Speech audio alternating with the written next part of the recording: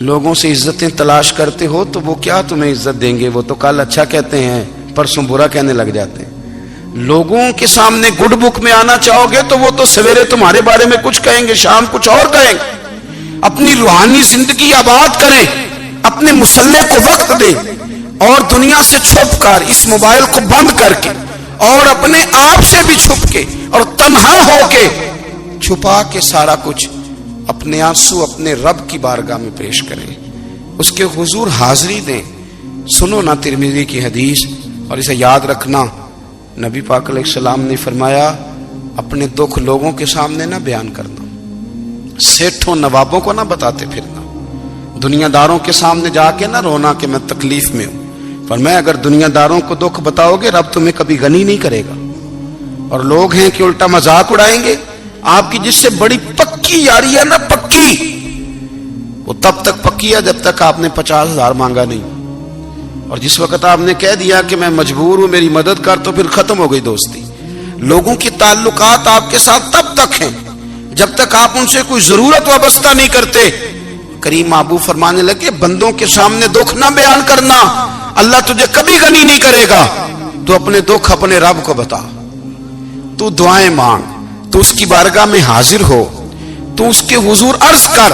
فرمایا اپنے دکھ اپنے رب کو بتا، وہ جلدی کرے یا دیر سے کرے تجھے ساری دنیا سے بے نیاز کر دے گا، تجھے کسی کا محتاج نہیں رہنے دے گا۔ اپنے مسلح کو، اپنی دعاؤں، ایک بزرگ فرماتے ہیں میں نے دعا مانگنے کا طریقہ اپنی بیوی سے سیکھا۔ دعا مانگنے کا طریقہ اپنی، سیکھنے والے تو اپنے بچوں سے بھی سیکھ لیتے ہیں، سیکھنے والے تو ہر ایک سے سیکھتے ہیں۔ وہ کہتے ہیں میں نے دعا مانگنے کا سلیقہ اپنی بیوی سے سیکھا ہے۔ حضرت وہ کس طرح؟ فرمانے لگے میری بیوی نے نا مجھے کوئی کام بتایا، کچھ پیسوں کی ضرورت کے لیے کہا، تو میں نے اسے کہا کہ بھئی ابھی میرے پاس نہیں ہے، کچھ دنوں میں آتے ہیں تو میں دے دوں گا۔ عورتوں کی عادت ہوتی ہے وہ بار بار یاد کراتی ہیں، 2-4 دنوں کے بعد پھر اس نے کہا حضرت وہ میں نے کہا تھا کچھ پیسے، میں نے اسے کہا کہ ابھی میرے پاس نہیں ہے، کچھ دنوں میں ملتے ہیں تو میں تمہیں دے دوں گا۔ اس نے کچھ دنوں کے بعد پھر کہا حضور وہ میں نے کچھ پیسے کہے تھے۔ فرماتے میں نے ڈانٹ دیا، میں نے کہا کہ کیا تو روز مجھے شرمندہ کرتی ہے، کہا نا میرے پاس نہیں ہے، ہوں گے تو دے دوں گا، تو روز یاد کراتی ہے۔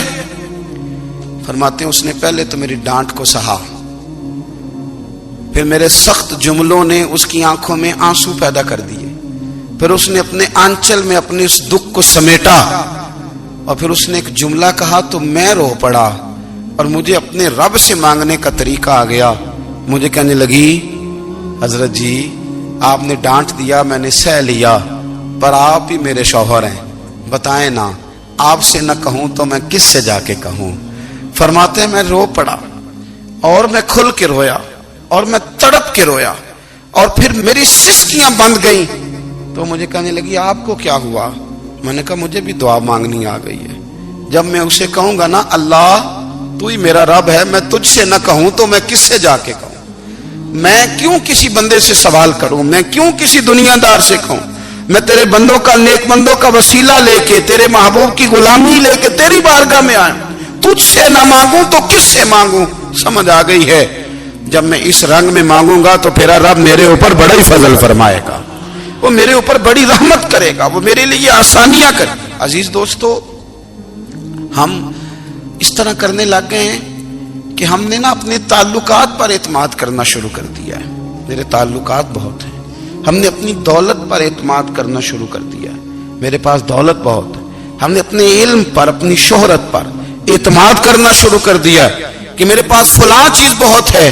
یاد رکھنا جب بے نیاز اپنی صفت بے نیازی دکھاتا ہے تو بڑی بڑی دولتوں والے مجبور نظر آتے ہیں۔ بھائیو جب انسان کا رشتہ اپنے مالک کے ساتھ ہوتا ہے پھر تو غم بھی کچھ نہیں کہتے، پریشانیاں بھی کچھ نہیں کہتی، پھر تو زندگی صبر والی، پھر تو زندگی توکل والی، پھر تو زندگی بھروسے والی، پھر انسان اپنے آپ کو رسوا نہیں کرتا، دنیا داروں سے امیدیں اس کی ختم ہو جاتی، امیدیں اللہ رسول سے لگا لیتا ہے، مضبوط ہو جاتا ہے، مضبوط، طاقتور ہو جاتا ہے، خوددار ہو جاتا ہے، باوقار باعزت ہو جاتا ہے۔ حضرت بہلول دانا رحمت اللہ علیہ بیٹھے تھے تو ہارون رشید حج کر کے آ رہا تھا، تو رستے میں حضرت شیخ سے ملاقات ہو گئی تو السلام علیکم کے بعد کہنے لگا حضور کوئی حکم ہو تو بتائیے گا. تو حضرت بہلول دنا فرمانے لگے تیرا رب کون ہے؟ اس نے کہا اللہ. تو فرمایا میرا کون ہے؟ کہا اللہ. فرمانے لگے تو بڑا ہی بیوقوف ہے, کیا تو یہ سمجھتا ہے کہ رب ہارون رشید کو تو دے گا اور بہلول دانا کو بھول جائے گا؟ تیرا بھی وہی رب ہے, میرا بھی وہی رب ہے. اس نے اگر تجھے دے کے آزمایا ہے تو ہو سکتا ہے مجھے نہ دے کے آزما رہا ہو. جب اس کی حکمت کے تقاضے ہوں گے تو عطا کرے گا اور دے گا. تو جا اپنا کام کر. بھائی اپنی روحانی زندگی, اپنی عبادات, اپنے وظائف, اپنے روزمرہ کے معاملات, اپنی دعائیں, اپنا استغفار. دیکھو کوئی مشکل کام تو نہیں 2 رکوع ہیں سورہ واقعہ کہ اگر رات کو پڑھ لی جائے تو. میں کس طرح یہ بات بیان کروں کہ تعویذ بانٹنا آسان ہے اور وظیفہ بتانا مشکل ہے. سارا دن تعویذ بانٹیں تو لوگ لینے کو تیار ہیں, اور اگر آپ وظیفہ بتائیں تو کہتے ہیں تو مشکل کام ہے. او خدا کے بندے, اگر آپ کا تعلق قرآن پاک کے ساتھ مضبوط ہو, قرآن پاک کے ساتھ اگر آپ کا رشتہ ہو, لوگ سفارشیں ڈھونڈتے ہیں نا دنیا میں, کوئی تعلق مل جائے تو میرا کام ہو جائے. دنیا میں اتنا مشکل معاملہ ہے, آخرت میں مجھے بتائیے گا کتنا مشکل معاملہ ہوگا. میرے نبی پاک صلی اللہ تعالی علیہ وسلم نے فرمایا جو لوگ سورہ ملک پڑھا کرتے تھے نا, سورہ ملک, یہ سورت ملک قیامت میں ان کی سفارش کرے گی اور اس طرح کرے گی کہ کہے گی اے اللہ یہاں اس بندے کو جنت میں داخل کر دے یا مجھے قرآن پاک سے علیحدہ کر دے.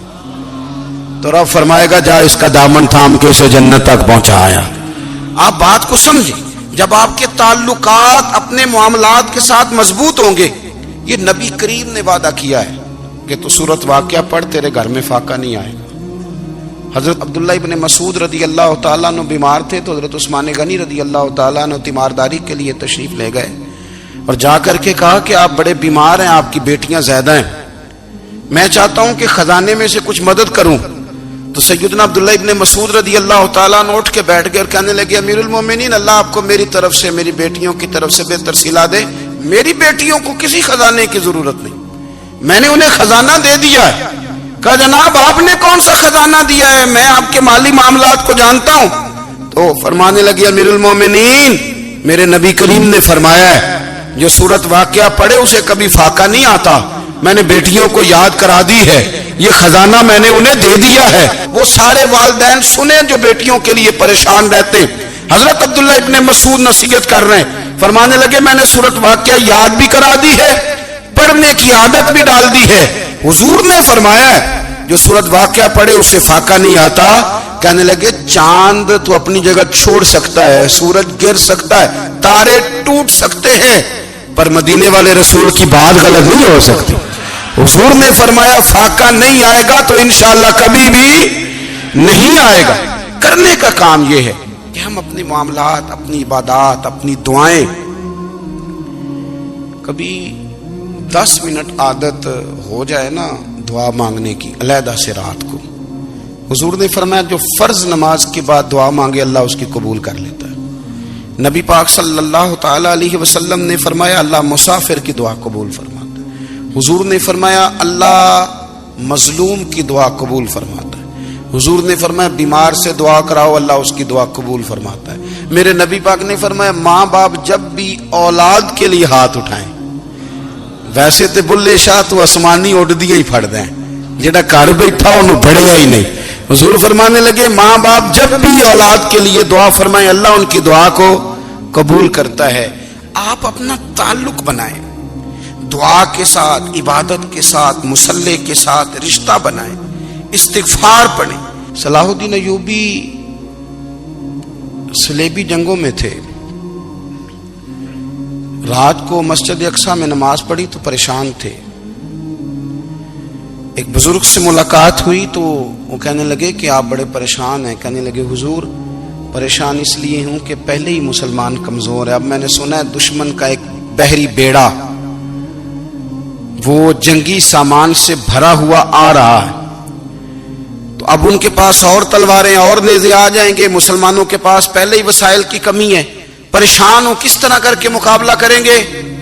یہ بات کہتے ہی صلاح الدین ایوبی نے بزرگوں سے کہا حضور آپ بھی دعا کرنا, دعا کی بڑی طاقت ہے. میرے نبی پاک نے فرمایا دعا مومن کا ہتھیار ہے. دعا مومن کا حضور نے فرمایا تقدیر کو سوائے دعا کے کوئی چیز نہیں بدل سکتی. دعا مومن کا ہتھیار ہے. یہ کافر کے پاس کوئی نہیں، یہ ہتھیار ہے مومن کا. اللہ کرے آپ کو سمجھ آئے. پھر سنیں، کئی بار کہہ چکا ہوں، یہ ہتھیار ہے. کافر کے مقابلے میں جو تیرے پاس سب سے بڑا ہتھیار ہے وہ دعا ہے. دعائیں کرانی چھوڑ دی، کرنی چھوڑ دی، لینی چھوڑ دی. حضرت سیدنا انس بن مالک رضی اللہ تعالیٰ عنہ فرمایا کرتے تھے، میں نے وہ رنگ دیکھا ہے جب حضور دعا مانگتے تھے اور حضور کی مقدس آنکھوں میں آنسو بھی ساتھ ہی بہا کرتے تھے. میں نے وہ انداز دیکھا ہے. تو صلاح الدین ایوبی بزرگ سے کہنے لگے آپ بھی دعا کیجیے، اور خود رونے لگے اور سر سجدے میں رکھ کے رونے لگے اور عشاء سے لے کر فجر تک روئے، خوب روئے. صبح وہ بزرگ آئے تو صلاح الدین ایوبی کا خوبصورت اور ہنستا ہوا چہرہ دیکھا. کہنے لگے آپ بڑے خوش ہیں، رات تو میں نے بڑے روتے ہوئے دیکھا تھا. تو کہنے لگے حضور وہ جو بحری بیڑا آ رہا تھا نا وہ پانی میں ڈوب گیا ہے، اب وہ نہیں آ رہا، ابھی خبر آئی ہے تو میں بڑا خوش ہوں. بزرگ کہنے لگے اٹھ سینے سے لگ اور سن ایک بات، وہ بحری بیڑا پانی میں نہیں ڈوبا، وہ تیرے آنسوؤں میں ڈوب گیا ہے. وہ جو تو رات رویا ہے نا رب کریم کی بارگاہ میں تو وہ ڈوب گیا ہے. حضرت عائشہ صدیقہ رضی اللہ تعالیٰ عنہ فرماتی ہیں ایک عورت تھی اور اسے نبی پاک صلی اللہ تعالیٰ علیہ وسلم نے نا وہ کلمہ پڑھ کے مسلمان ہوئی، مدینہ طیبہ آ گئی تو حضور نے مسجد نبوی شریف میں اس کے لیے مکان، ایک سادہ سا کمرہ ساتھ مسجد کے بنوا دیا، وہیں رہنے لگی. اکثر وہ سیدہ طیبہ کے پاس آتی تو حضرت عائشہ صدیقہ رضی اللہ تعالیٰ عنہ فرماتی ہیں وہ بڑی باتیں سناتی اور آخر میں کہتی وہ ہار والا دن بھی بڑا عجیب دن تھا اور میرے رب کی قدرتوں کا دن تھا، وہ بھی بڑا عجیب دن تھا. سیدہ عائشہ صدیقہ رضی اللہ تعالیٰ عنہ ایک دن فرمانے لگی کہ تو ہار والے دن کا بڑا ذکر کرتی ہے، وہ کیا دن تھا؟ تو خاتون کہنے لگی اماں جی وہ دن تھا جب میرے رب پر بھروسہ اور مضبوط ہو گیا، جس دن میرا اپنے رب پر توکل اور بڑھا، میرے ایمان میں یقین میں اور پختگی آئی. کہنے لگی میں ایک گھر کی کنیز تھی، نوکرانی تھی، اس گھر میں ایک بچی تھی جس کے پاس سونے چاندی ہیرے جواہرات کا ہار تھا. اس زمانے میں نا چمڑے کے اوپر لوگ ہیرے جواہرات لگاتے تھے، کئی دفعہ سرخ رنگ کے چمڑے پہ لگائے جاتے تھے. وہ بچی پہنتی تھی تو کہتی ہوں بچی کے اس نے اتار کے رکھا یا اس سے گرا وہ ہار تو چیل اسے اٹھا کے لے گئی گوشت سمجھ کے اور میرے سامنے اٹھا کے لے گئی. گھر والوں نے مجھ سے پوچھا، یہ بخاری میں موجود ہے، گھر والوں نے پوچھا مجھ سے کہ وہ ہار کہاں ہے تو میں نے کہا چیل اٹھا کے لے گئی. گھر میں کچھ چوری ہو جائے تو سب سے پہلا الزام کس پہ لگتا ہے؟ ملازمین پہ. کہتے انہوں نے مجھے بڑا مارا، بڑی تکلیف تھی، حتیٰ کہ میری شرمگاہ تک کی تلاشی لی، میری عزت اتنی خراب کی میں بتا نہیں سکتی. میں نے اپنی زندگی میں ایک واقعہ دیکھا، ایک امیر گھر میں چوری ہو گئی، ملازم کو اتنا مارا کہ وہ چارپائی پہ پڑ گیا. پولیس والوں سے اتنی مار پروائی گئی کہ وہ بیچارہ چارپائی پہ پڑ گیا اور پھر وہ اتنا بیمار ہوا اور کچھ دنوں کے بعد پتہ چل گیا کہ چور تو اپنا بیٹا ہے ان کا. پھر اس کا انتقال ہو گیا. اب وہ سیٹھ صاحب اور گھر والے آ کے نا مرنے والے کے کان میں معافیاں مانگ رہے ہیں، کان میں. تو میں نے ان سے پھر کہا تھا کہ یہ تو اب چلا گیا ہے، تمہارا زور چلتا تھا نا تو تم نے قانون خریدا اور تم نے اسے جتنا ہو سکا تم نے اسے مار پڑوائی. تمہارے پاس جو عدالتیں تھی تم نے وہاں کاروائی کی، اب ایک عدالت قیامت کے دن لگے گی. یہ کمزور تھا نا، کچھ کر نہیں سکا. میرے نبی پاک صلی اللہ علیہ وسلم نے فرمایا سن لو، اگر سینگ والی بکری نے بغیر سینگ والی بکری کو تکلیف دی ہوگی نا تو قیامت کے دن اسے بھی بدلہ دینا پڑے گا کہ تیرے پاس سینگ تھے اور تو نے اسے مارا تھا. وہ خاتون عرض کرتی ہے سیدہ عائشہ کی خدمت میں کہ مجھے بڑا مارا، مجھے تکلیف دی، میں کہہ رہی تھی کہ میرے سامنے چیل لے گئی ہے پر وہ نہیں مان رہے تھے. اماں جی انہوں نے مجھے بڑا مارا. حضرت عائشہ صدیقہ کہتی ہیں پھر کیا ہوا؟ کہنے لگی اماں جی جب کوئی میرا مددگار نہ رہا، مجھے تکلیف دے رہے تھے، رسوا کر رہے تھے، تو میں نے اپنے رب سے مدد چاہی، میرے رب کی طرف میں نے توجہ کی. میں نے کہا مالک اب تو ہی میرا مددگار ہے، कहती है वो मुझे मार रहे थे तो वो चील जो हार ले गई थी वही लेके वापस आ गई, और हमारे सरों के करीब ला के उसने जब उस हार को फेंका, वो मुझे छोड़ के साइड पे हुए, वो मेरी बेगुनाही जान गए। लेकिन आपको बताऊं, उस दिन से मेरा अपने रब पर यकीन और बढ़ गया। मुझे समझ आ गई कि जब इंसान पूरा टूट जाता है और जब कोई चारों जानिब उसका मददगार नहीं होता, तो रब तो होता है ना, अल्लाह तो उसका मददगार होता है ना, वो तो फिर अपने उस बंदे की मदद करता है ना, फिर वो तो तवानाई देता है ना, वो तन्हा नहीं छोड़ता, वो तो आंसुओं वालों के आंसुओं पे बड़ा करम फरमाता है, वो तो कसम पुरसी में आ जाता है, उसकी रहमत बढ़ के इस्तकबाल कर लेती।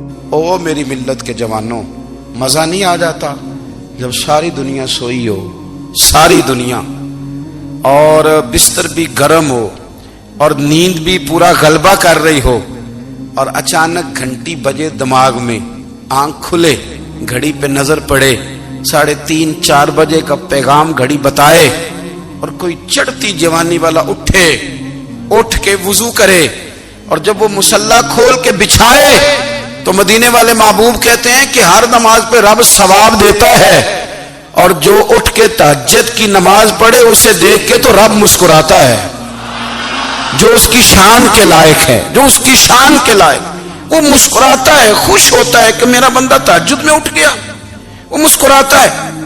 काश हमारी सुबहें कभी अपने मालिक के नाम हो जाएं, काश के सुबह। हजरत अबुल हसन रहमतुल्लाह ताला अलैह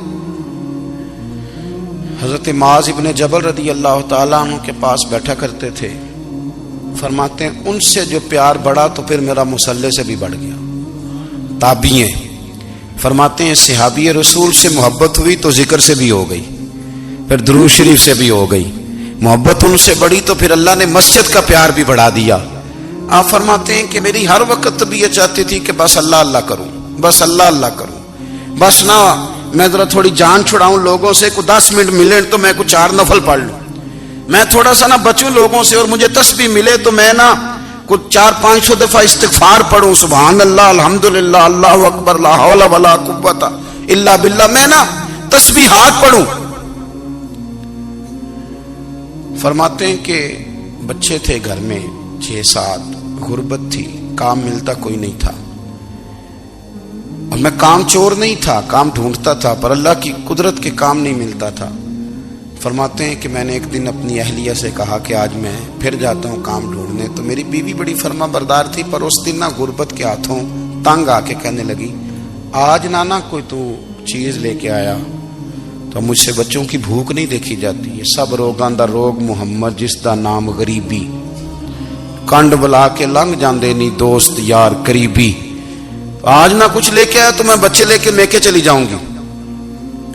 शेख फरमाते हैं कि मैं बड़ा परेशान घर से निकला, पर मैंने सुबह से लेके जोर तक काम ढूंढा, काम मिला कोई नहीं। तो मेरे दिल में ख्याल आया, चलो काम नहीं मिलता तो अल्लाह अल्लाह तो करे ना, चलो बंदों की मजदूरी नहीं मिलती तो रब करीम की इबादत ही करते हैं। फरमाते हैं कि मैंने ना फुरात के पानी से वुजू किया, नहर के, शदीद धूप थी, साथ रेत थी और रेत तप रही थी, मैंने अपना रुमाल वहीं मुसल्ला के तौर पर बिछा लिया, और फरमाते हैं कि जोर से लेकर असर तक नमाज पढ़ी, धूप भी पूरे जोर पे, पर मेरे सजदे का ज़ौक़ भी पूरे जोर पे।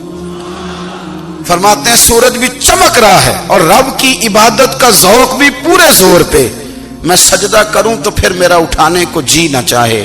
मेरे उस्ताद लिखा करते थे, ये उनका शेर है, वो कहा करते थे, मुझे सोज दे, मुझे साज दे, और मुझे नीम शब का न्याज दे, दमे सजदा खुद को मैं तोड़ दूं, मुझे ऐसा ज़ौक़े नमाज दे। और मैं तेरी बहार का फूल हूं, मैं खिला भी हूं तो तेरे लिए, मुझे मेरी शाख से तोड़ ले, मुझे अपनी जुल्फ का नाज दे। भाई फरमाते हैं कि असर तक मैंने नफल पढ़े, दिल ढलने लगा, असर की नमाज पढ़ी और मैं वहां से चला। अब मैं जब निकलने लगा तो दिल में ख्याल आया कि छोटी छोटी दीवारें हैं घर की, बगैर कुछ लिए जाऊंगा तो बीवी दूर से देखेगी तो शोर करेगी कि फिर खाली हाथ आ गया है। कहते मैंने अपने उसी रुमाल में जिस पे मैंने नमाज पढ़ी थी ना, रुमाल में کی آخی دے پنجابی جو صافا کہتے ہیں اسی میں نا میں نے کچھ ریت بھر لی کہ وہ دور سے دیکھے گی تو سمجھے گی کچھ لے کے آیا ہے، چلو جا کے اسے بتا دوں گا کہ آج پھر مزدوری نہیں ملی۔ کہتے ہیں وہ ریت لے کر جب میں گھر میں گیا تو پہلے بیوی دروازے پہ کھڑی ہوتی تھی، پوچھتی تھی خالی ہاتھ آ گئے ہو؟ آج میں نے دیکھا تو ہے ہی کوئی نہیں۔ فرماتے ہیں میں اندر داخل ہوا، سلام لیے، کونے میں نے وہ رومال رکھ دیا اور میں نے آواز دی کہ بھلی مانس کہاں ہو؟ تو وہ کہنے لگی آپ منہ ہاتھ دھو لیں، میں روٹی لے کے آئی۔ میں نے کہا روٹی کہاں سے آ گئی؟ یہاں تو کئی دنوں کے فاقے، تو کئی دنوں کی غربت ہے، یہاں تو اس گھر میں تو فقیری ہے۔ فرماتے ہیں کہ وہ روٹی لے کے آئی اور اس وقت کی جو موجودہ نعمتیں تھیں، سمجھ لیں سلاد، اچار، ہر چیز ساتھ لائی۔ میں نے کہا کہ بچے کہاں گئے؟ کہنے لگی وہ کھانا کھا کے کھیلنے گئے، آپ کھانا کھا لیں آ جاتے۔ کھانا اس نے چن دیا۔ میں نے حیرت انگیز لہجے میں ساری نعمتیں اپنے دسترخوان پہ دیکھ کر کے بیوی سے پوچھا یہ کہاں سے آیا کھانا؟ بچوں کو تو نے کہاں سے کھانا کھلایا؟ یہ سارا کچھ کیسا ہے؟ تو کہنے لگی پتہ نہیں آج آپ کس کریم کی مزدوری کرنے چلے گئے تھے، پتہ نہیں کس کریم کی، میرے گھر میں تو اتنی نعمتیں آئی ہیں کہ مجھ سے سنبھالی نہیں جا رہی، اتنا اناج ہے، اتنا گندم ہے، کس کریم کے دروازے آج چلے گئے تھے؟ یہ کہتے کہتے وہ اٹھی اور اٹھ کر کے کہنے لگی پہلے بڑا کچھ آیا تھا، اب کیا لے آئے ہو؟ اور جا کر کے نا اس نے وہ ریت والا رومال کھولا، کہنے لگے میں تو لے کے آیا تھا ریت، تو میرے رب نے اسے بھی سونے اور ہیرے بنا دیا تھا۔ جب آپ کی توجہ اللہ کی جانب، میرے نبی پاک صلی اللہ تعالی علیہ وسلم نے فرمایا ہر چیز اپنے رب سے مانگ، ہر چیز مانگ، ہر چیز مانگ۔ یا رسول اللہ کیا کچھ؟ میرے محبوب نے فرمایا تیرے گھر میں نمک بھی ختم ہو جائے تو وہ بھی اپنے رب سے مانگا کر، تو مانگنا وہ تجھے دے گا، تو اس کی بارگاہ میں کشکول طلب دراز تو کرنا۔ اور ترمذی شریف میں عجیب لفظ ہے، رسول کائنات نے فرمایا، رب کریم فرماتے ہیں جب میرا بندہ ہاتھ اٹھاتا ہے نا تو مجھے حیا آتی ہے کہ میں خالی کیسے لوٹا دوں اس کے۔